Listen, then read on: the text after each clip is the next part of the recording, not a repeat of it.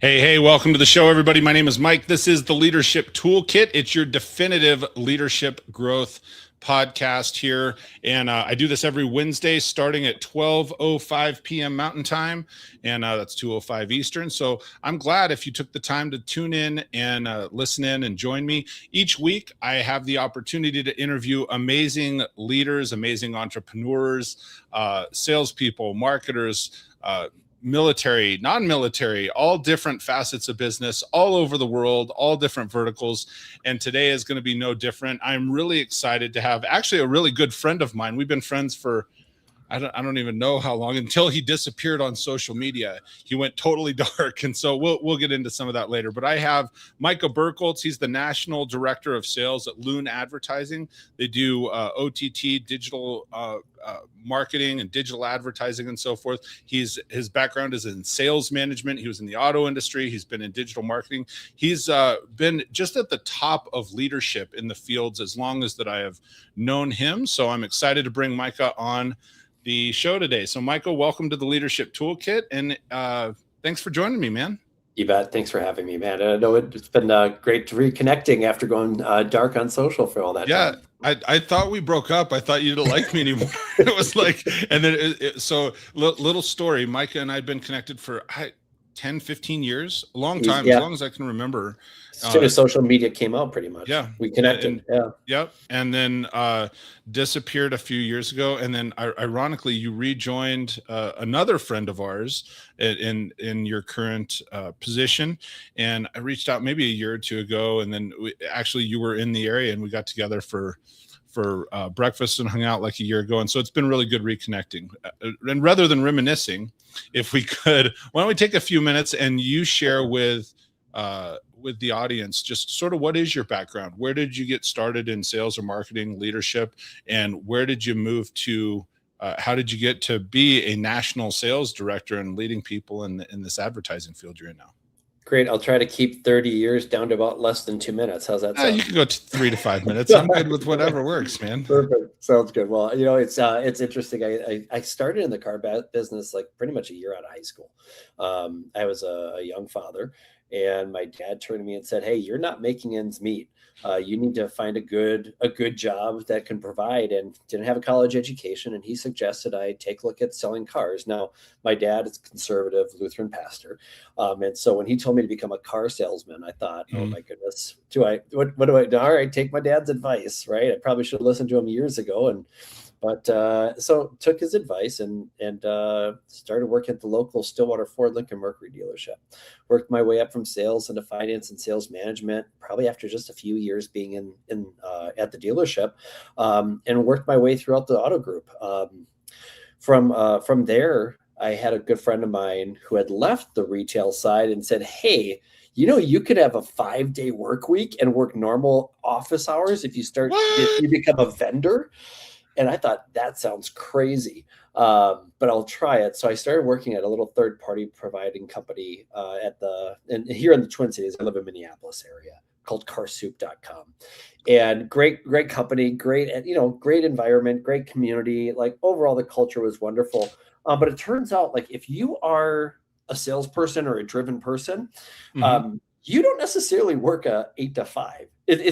You still will work the same amount of hours that you were working in the car business at the dealership, because you're just driven to hit your goals, hit your numbers. And so I was still working 5-6 days a week, and I was working long hours. And when I wasn't at the office, I'd be working at home. And I started realizing, hey, if I'm doing this, I just got to go all in. And then the market crashed. And here in the Twin Cities, large dealer group went out of business, and a lot of jobs were lost. And that had the effect, that cascading effect from a retail environment now to all the different vendors that support this large dealer group started taking hits. And dealerships were getting closed left and right. That's right. When Chrysler and when all the Chrysler stores started closing down. So it was like 2007, 8, 9 timeframe. Yeah, right around that timeframe. And at Car Soup, they're like, "Hey, we're losing business. We can't afford to keep on as many people." And they let go a lot of employees. And I thought I was going to be safe. Good salesperson, hit my numbers. Nobody's safe when it comes to economic trends and turns. And so I found myself out of work. And had to find ways to reinvent myself, learn new skills. And one of those skills that I learned was I put myself into learning about social media, Facebook, Twitter. Those were the big ones. Foursquare, if you remember, Oh checking yeah. that. And I went and saw Gary Vaynerchuk speak at an event once, and I was like, oh my gosh, this guy's blowing my mind. I got to be just like him. I have to embrace change. I have to learn to crush it and do all these things that he was talking about. And kind of reinvented myself and was able to find a role within other vendor space for automotive, where I was teaching and training dealers how to embrace social media and reputation management. And I traveled all over the country doing this. And I just found myself evolving as the technology and the trends when it came to marketing and media started shifting and changing, that I was able to ride that wave and identify the next spot where I needed to go. Eventually, I went from the different spots and working with different vendors, whether it be education and training. I did a lot of executive leadership training when I was with Cox Automotive for a period of time.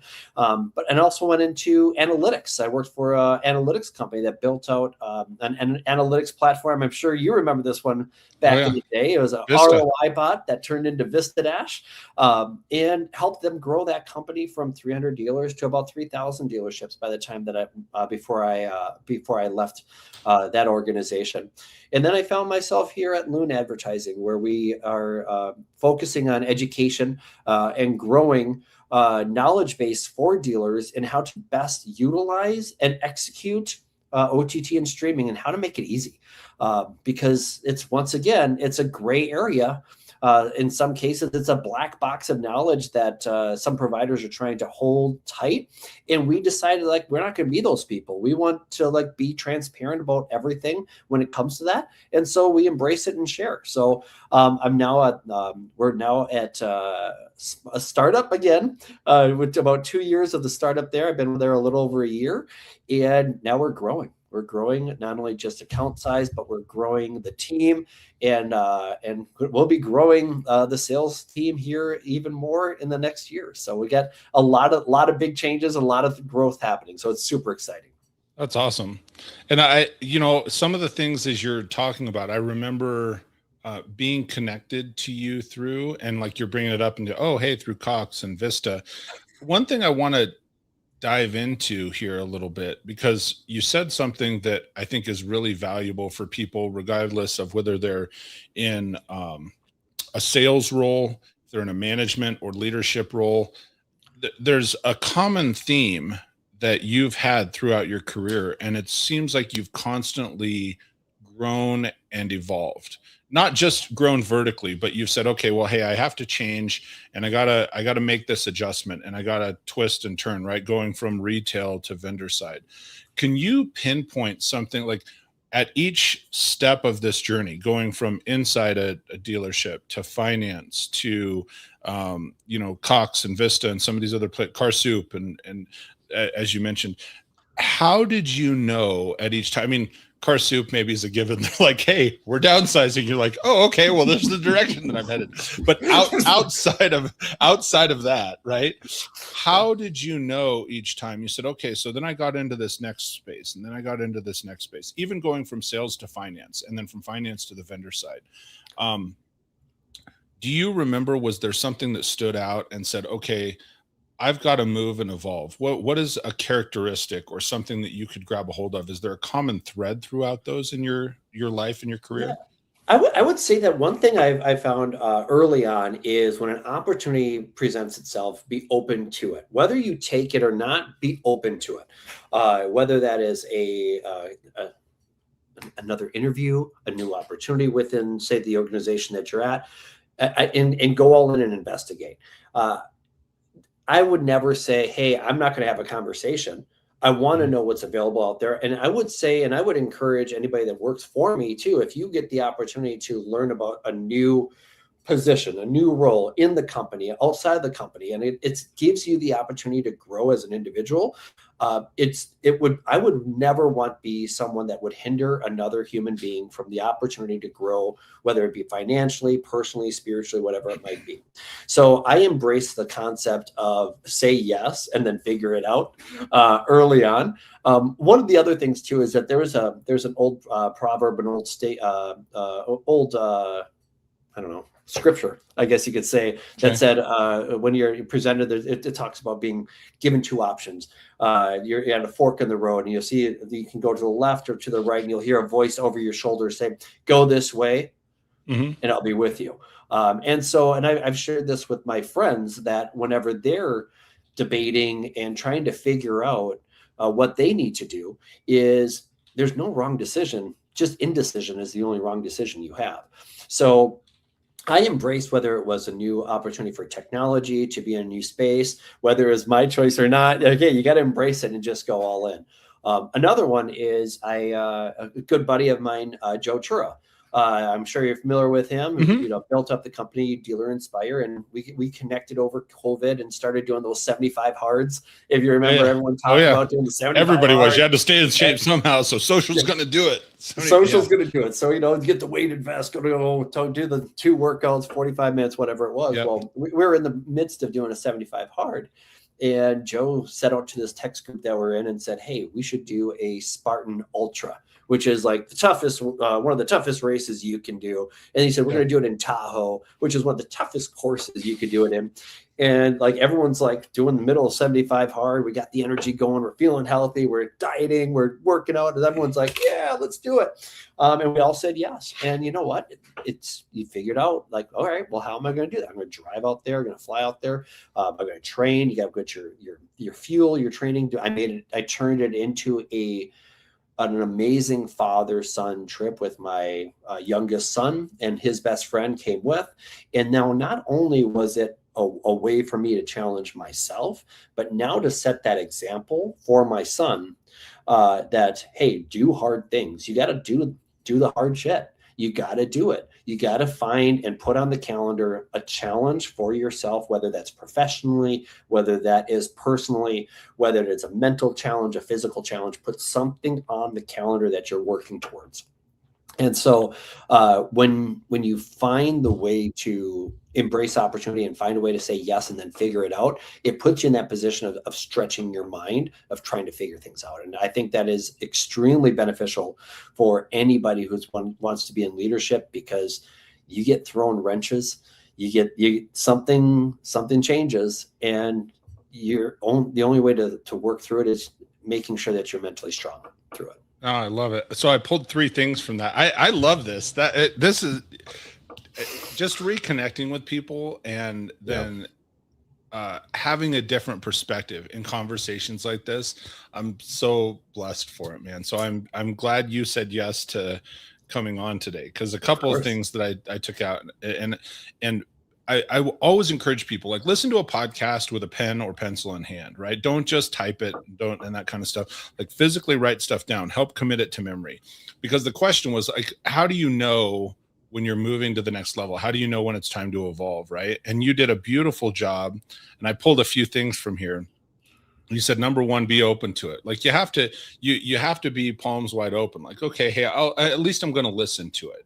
Number 2 that I took from that is you have to be willing to embrace change. I think a lot of people, and you didn't say that in directly, right? But as you're going through this, it's like, okay, well, if I'm not willing to embrace change or look at something that's different from what the norm is that I'm accustomed to, then there is no change, right? So 1, be open to it. 2, embrace change.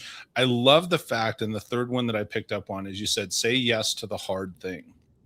Okay. And because it's and not just say yes, but say yes and then take action on the hard thing. Like, I want people to hear that you said that. It's easy to say, oh yeah, we should do that, or yeah, we should connect for lunch sometime, or yeah, we should do this, that one time. And not that that's a hard thing, right? But it's easy to say yes to certain things, but then to actually take action and follow through, like, that is a really good characteristic that people need to hone in on. And that was, you were talking about scripture. That's sort of, and you know where my heart's at. You and I have talked about scripture some in the past and so forth, but Matthew 7, and actually our pastor was preaching on this maybe a week or two ago, where he's talking about, enter through the narrow gate. The wide gate is broad and road leads to destruction, but the narrow gate, or the small gate, is narrow and small and leads to life and so forth. So that's one of the things that I hear is, it's like, yeah, sometimes you have to be willing to take the narrow path. You have to be willing to do the hard thing, and more so than just saying you will, but actually doing it. Yeah. Sorry, did you have something to add? No. Okay. So here's something else that I picked up on, and you said this earlier, or two things, and sometimes my brain just goes this way and we just roll with it. The fact that you said people that are driven they're driven, right? Hey, oh yeah, I'm going to move from this 50 or 60 hour a week sales gig to now I'm going to work the 45 hour a week cushy job, or 40 hour a week cushy job. And then you're like, but I found myself still working 60 hours a week. What is it that drives Micah Birkholz? When you say you're driven, what is it that drives you, man? So if you would have asked me this years ago, I would have said an answer that I would think would be really inspirational. And like, you start to, here you go, my kids drive me. Okay. I'm sure people will say that. True. Okay. There's people that say that. Great. But reality is, and I found this for myself, is those are responsibilities, but that's not what drives you. It is, okay, so those are responsibilities that you have. Now, it's your responsibility to take care of your kids. It's your responsibility to set a good example for your kids. But and everybody that has kids probably has that in some way or another. But when it comes down to it, the reality is it's good. There's something innate in you that is driving you. Is it an insecurity? Is it trying to prove yourself to somebody else? For me, I've been trying to prove myself to other people and to myself that I am not a victim of my situations and that I can overcome things. And, whether that's come through years of therapy, and maybe it's just a realization within relationships and family dynamics, but you get to a level of maturity where you stop. I'm sorry, I'm going to throw it out there. There's a lot of bullshit out there. There's a lot of bullshit about saying, hey, I'm driven to do this. Oh, if that's really the fact, if you're really driven by your kids, why aren't you spending more time with your kids? There's the mic drop. So now, I don't believe in work-life balance. I believe that there's okay, maybe you can remember this, Mike. Remember the little silver marble, like the marble, and there's a box. And on the box, there's a lever one side and the other, and it's a maze that you're trying to drive, roll the marble along. Oh, dude, I wish I could remember what it's called. I have one in my basement, I believe. And it's driven by two rubber bands and a wood plane. Yeah. The wood plane, and the wood plane is a maze. And your job is to take that marble and get from one side of the maze to the other. I got to look it up now. Yeah. So that's what I consider work-life balance, is when things are a priority, they're a priority. So you turn the lever. Okay, I'm going to focus on work. Great. Well, guess what happens? The things that your personal life and your family life are going to get out of whack. Then you have to turn the knob again because you got to recorrect. And it's that constant. It's a balancing act, but I don't believe that you need to have a hard stop between one or the other. Like, go on a family vacation. Great. Guess what? I'm bringing my laptop a lot of the times. I'm going to be doing that because there's still the responsibilities that we have.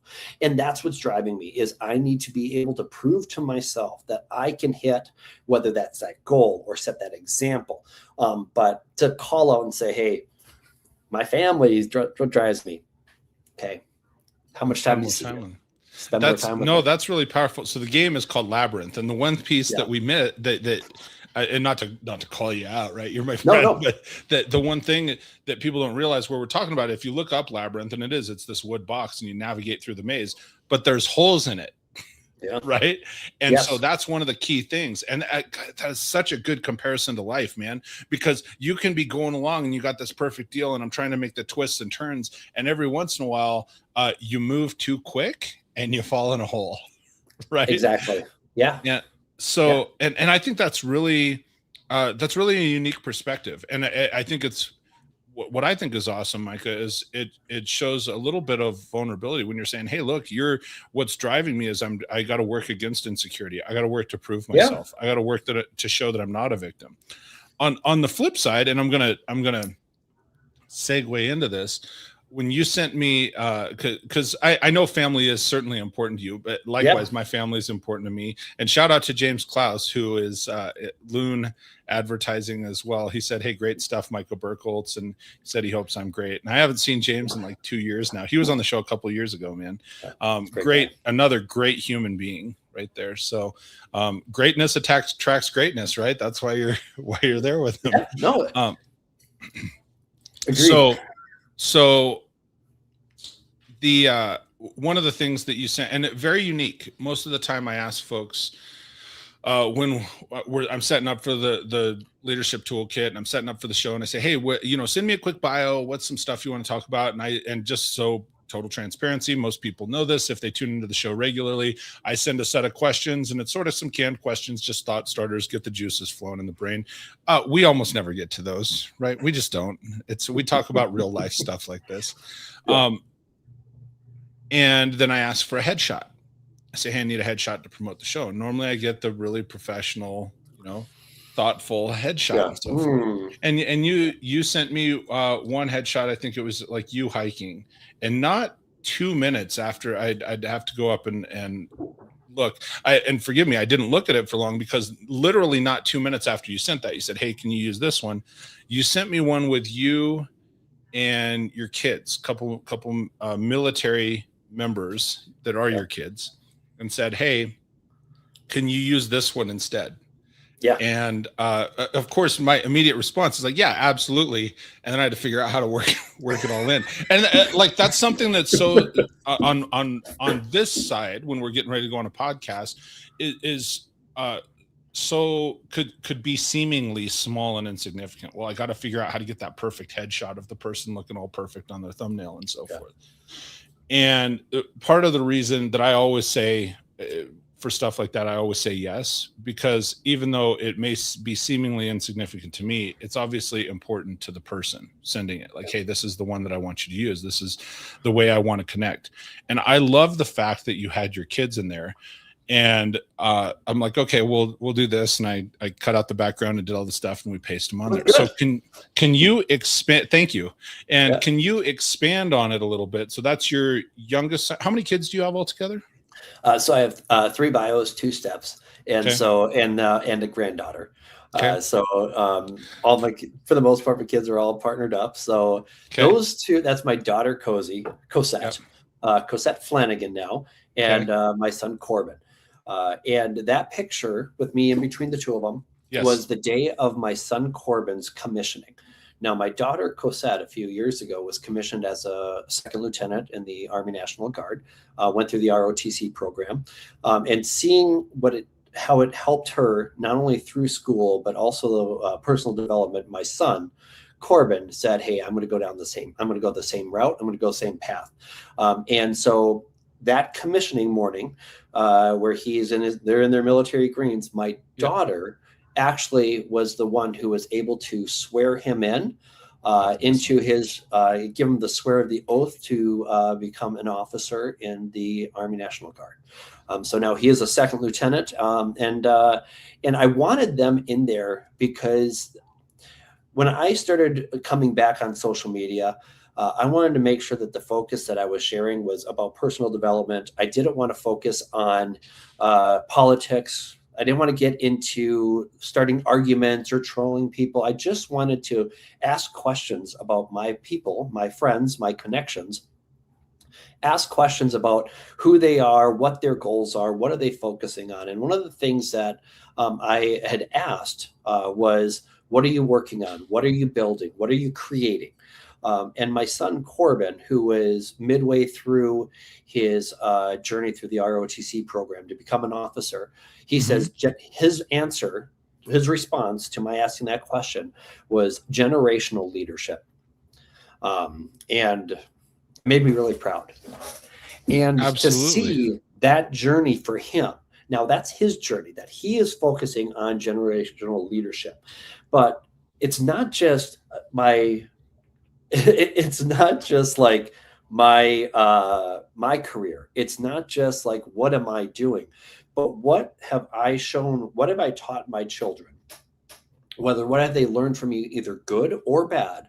They're either going to learn what to do or what not to do from me and from my actions and the example that I set, for them to be able to then go on and become leaders, both in the military and at the jobs that they're working at. How are they going to present themselves based upon what they learned from me, good, bad, or indifferent? And when he said that, I'm not saying that they are the focus and the reason why I do what I do, but to see the results of some of my actions portray into what their goals are for their children and what they're doing in their lives, it meant a lot to me to have them present in that photo for that reason, and that reason alone. No, I think knowing you, I like that was it was different and also a blessing to remind me. Like I've been, we're going on a bunch of podcasts and shows, and we can get into that run of the mill, just, oh, well, yeah, hey, we got to do the next thing. But knowing that meant a lot to you, I was like, okay, well, we'll figure that part out. It's something that's so easy. And I think it proves I mean, I know you said, well, hey, lots of people would say it's my kids, the driving factor and so forth, but it does say a lot about the person that you're transferring, that those characteristics, that sort of integrity, that sort of leadership to a next generation. And for someone so young to say, hey, this is what I'm creating and this is what I'm working on, is pretty powerful. So let me ask you, what would you say? Because you said, my kids, for them to learn good, bad, ugly, all the things from me. How would you, because there's so much that we were not, because I'm a parent, I have 3 kids, and there is so much that I was not taught. And so I had to either self-teach or learn on my own. And so often we learn from, not the best places, not the best examples. So often we'll learn from people, like, for example, we want to get into management. Oh man, I want to get into leadership. And so I'm watching this guy or this gal that they're in leadership, but if I was in that role, I would do such a much better job because they kind of suck at this one thing. And then we get into that role and then we suck at that same thing. Right. So can you share what's some insight? Because I think you have a very unique slant, and especially with the story you just shared. What are some things that you can take from parenting to leadership in the workplace? Because our lives span more. Like we don't have like, oh, well, I'm a parent over here, but I'm just a worker dude over here, and then I'm something else in between, like spiritual. Right. Yeah. So all those definitely are connected. What are some things that you take from parenting into leadership or vice versa? So I was a horrible leader and manager when I was first given the opportunity back at the dealership days. I was early, late 90s, early 2000s, sales manager that was raised in the business to yell, scream, demean, and I was treated that way, and I thought that's how I'm going to have to treat my employees. And so there's times that I remember one instance. There's a salesperson that had he had some things that he was working through, trying to overcome mental health issues, and I didn't understand it, and I didn't know about it, and I didn't have any empathy whatsoever. And he came up to me one day, and I said, "Why don't you bring your?" Came up to the sales desk looking to get a pencil, and he goes, he walked away past me, and I said, Jeff, why don't you come up to me? I'm open. I'm ready to pencil this. He goes, because you're not nice to me. You're not there to help me. And I remember that, like it stuck in the back of my mind. Like I wasn't a nice manager. I didn't show any empathy. I didn't care. I didn't try to help him. I was just trying to get the deal. And so I think if you want to draw the correlation between parenting and leadership and management, I learned from burning my hand a lot of times. I learned from mistakes. And I remember the times where I didn't listen to my children. and and not listening to what they had to say. So as my kids got older, they went from like the toddlers to the little middle school age to high school. I stopped saying no to them, and I would just ask them why they want to do what they want to do and have a conversation with them. And I think that when we are looking at having conversations with and leading our team, it's not hey, this is what we do, this is how we have to do it. It's bring your ideas. Like, why are we doing this one? Why do you want to do it different? Is this the right way? And that's one of the things that I love about when we hire new people is they say, like, they ask that question, why are we doing this? We're like, I don't know. You tell it, is there a better way? Share it. And the amount of growth when you bring in new people to the team, like at Loon, we're adding people and we hire somebody that's taking a look at why are we doing the process this way? It's like, well, this is just it. Well, how about if we do it this way? If they put together a plan, great. Put together the plan, put together your vision, and let's map it out and see if it's better. And you know what? We improve processes.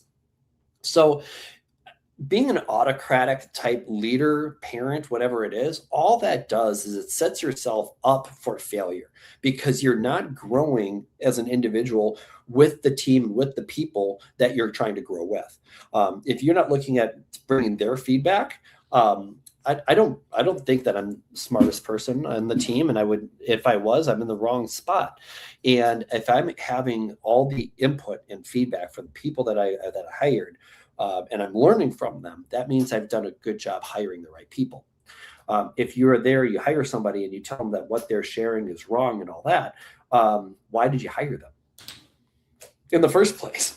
And right. So whenever I look at a bad employee, or I've had interactions with other leaders and business owners that were complaining about their team, it's like, well, whose fault is that?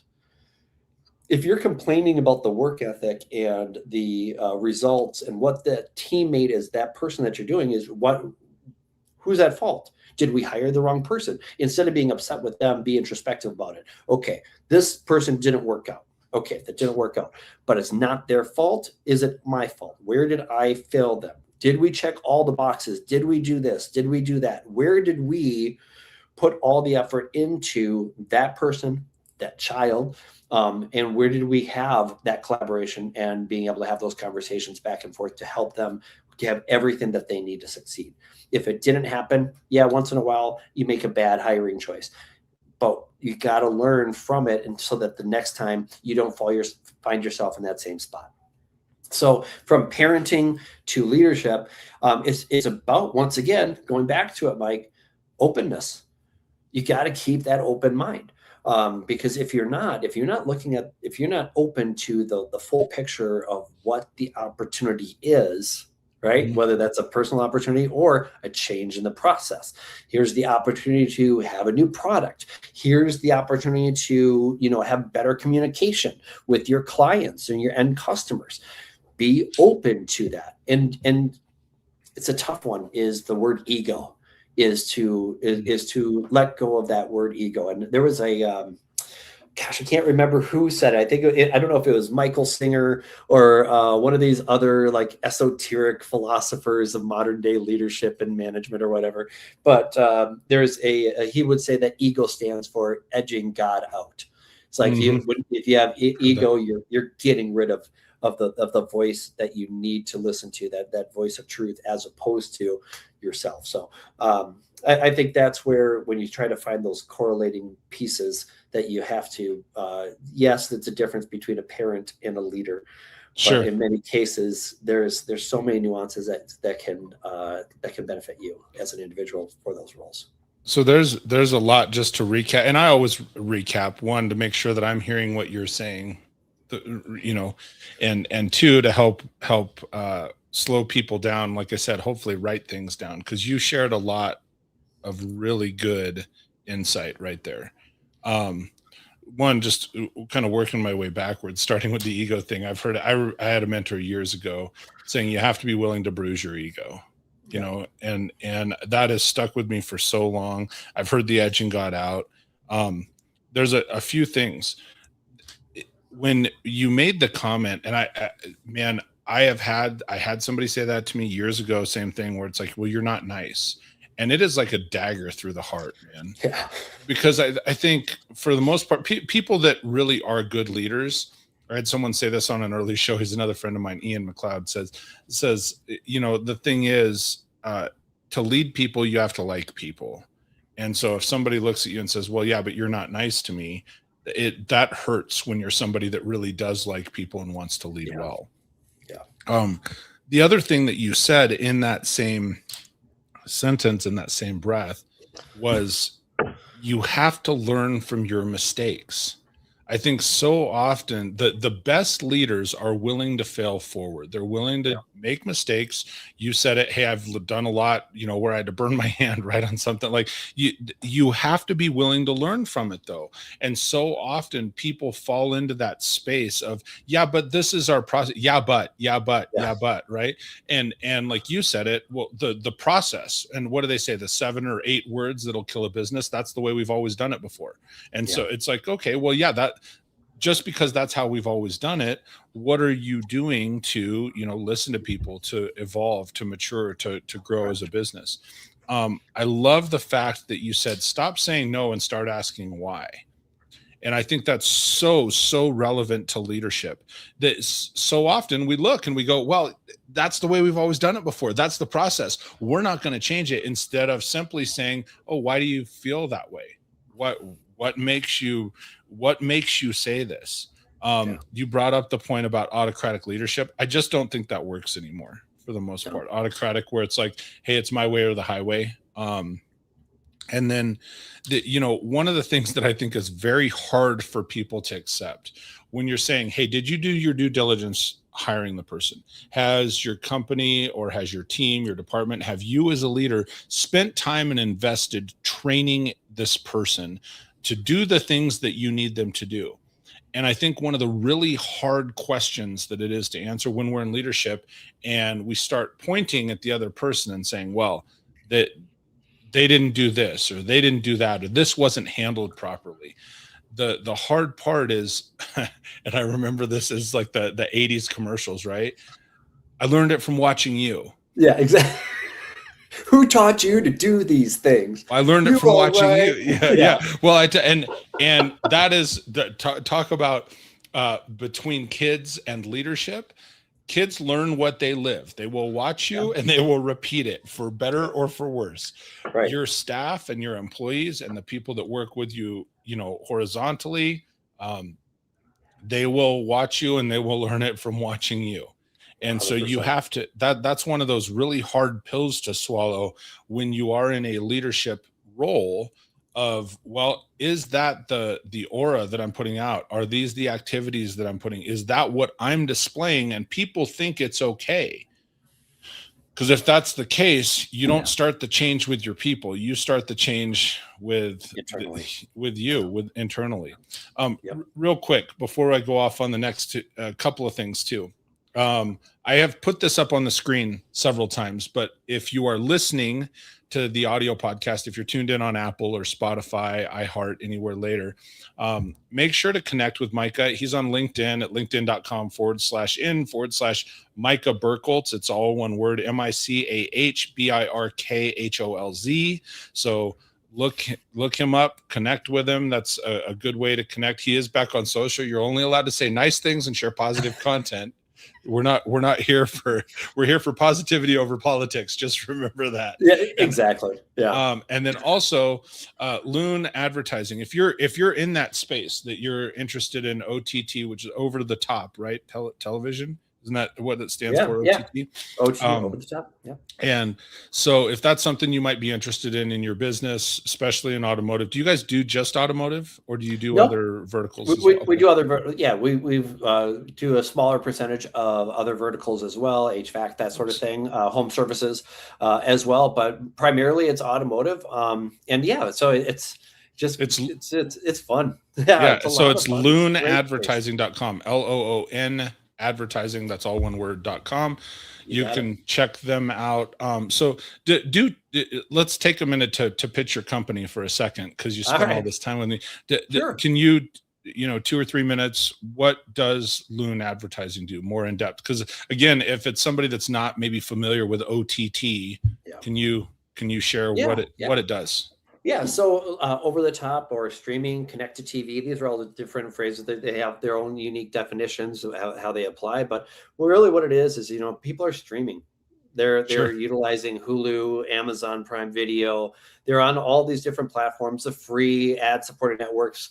So there's all these ways that people are now watching TV, the binging, Netflix, Hulu Plus, whatever it is. And there's the opportunity to place an ad in many of these spots. There's addressable users that you can get an ad in front of them. The unfortunate thing that we found in the space is in advertising marketing, there's two things. One, you can either feed an appetite or you have to create an appetite. It's always easier to feed an appetite. And that's where like some of that more traditional paid search, et cetera, you're just trying to capture the demand that's out there. But if people don't know who you are, if they don't know that you're there, it's really hard to get your name, your brand out there, your offers out there. But when we're working with streaming, we can be highly targeted about who you are, what you're doing, what your offers are, and connect to the people within your marketplace who have the propensity and ability to buy from you. In that bio, you talked a little bit about first-party data. Yeah, so we can utilize first-party data, dealership data. We can create different audiences of who that shopper is, who is that primary shopper that you want to connect with, that's going to resonate with. And so we help from everything from identifying who that audience is, finding the targeting, even help create ads if need be, to placements like, all right, where is your ad going to be, and how do we target that individual customer, that future customer, to see that ad? So, and then full circle, you need to be able to measure it. And our tools not only help you to measure just what OTT and streaming is doing, but the overall marketing mix. Nobody is a silver bullet. And when it comes down to it, successful dealerships sell more cars, they service more vehicles. That's where how people really gauge success. But if you're not looking at the roadmap to how a customer becomes a customer, from exposure of that initial ad to all the different micro activities, to branching that journey through the dealership, whether it's the physical dealership or the online dealership, and you can't see, did we get sales? Did we increase VINs in service? Did we get increased customer pay? Did we acquire more vehicles? Did we capture more market share? Are we creating ads that are resulting in sales happening at our competitors? So what is the full data set that you're able to get from your marketing, not just streaming, but also paid search, social media, and being able to pull it all in and make wiser, smarter decisions while working with a team like us that look at themselves as being stewards of your marketing dollars. So that's the way we look at things, is how can we be true stewards of your money? This is your money. You need to not only know that it's being managed properly, but being able to ask the hard questions, be able to push back and look at data to justify and to make decisions of where do we shift and how do we grow from here. So that's what we do. And we do it with a team that I'm going to say another one. I'm going to do this again. All right. That's fine. We say that Loon, like our team, our people, we have gas. We give a shit. That is really what drives us. That is, we care about our customers, we care about our clients, and we have this give a shit factor that not a lot of vendors have in this space. And maybe it's because we're small. Maybe it's because we got some great leadership, like with James Klaus that popped up there. And Dusty Sutherland, if you know Dusty, he's one of the nicest people in automotive as well. But this team that we've put together is full of professionals that really truly care about the results, but also care about the clients. So that's what we do. No, and I think that's great. And I think that this will be my sort of final segue. The fact that you said several times, like, hey, we have to steward this well for our clients, right? Yeah. And you have to be a good steward. You have to serve well. I think in business anywhere, you have to serve well to lead well. Like you lead through serving others. 100%.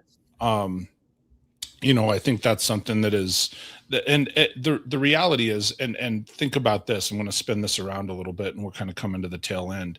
But that's, people that want to follow you, right? If they were to say, okay, well, yeah, hey, we'll get on board with Loon Advertising, or I'll get on board and follow Micah on social, or I'll get on board and follow James. It's because you have that heart for serving, and people can see that there is a complete difference in serving yourself to try and say, well, we got to sell this advertising because versus here's what we can really do, and here's how we can serve you well, and here's how we can grow your business. And I think that really is at the core of leadership. And so to transition across here, when you're in a leadership role, if you take that same attitude that Micah is talking about right now, look, how can I serve my people well? How can I grow them? How can I train them? How can I make sure they're in the right place?